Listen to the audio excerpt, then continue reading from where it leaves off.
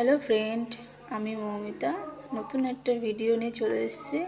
বাড়িতে কোজাগরি লক্ষ্মী পুজো করেছি, তার কিছু ভিডিও তোমাদের সাথে শেয়ার করছি।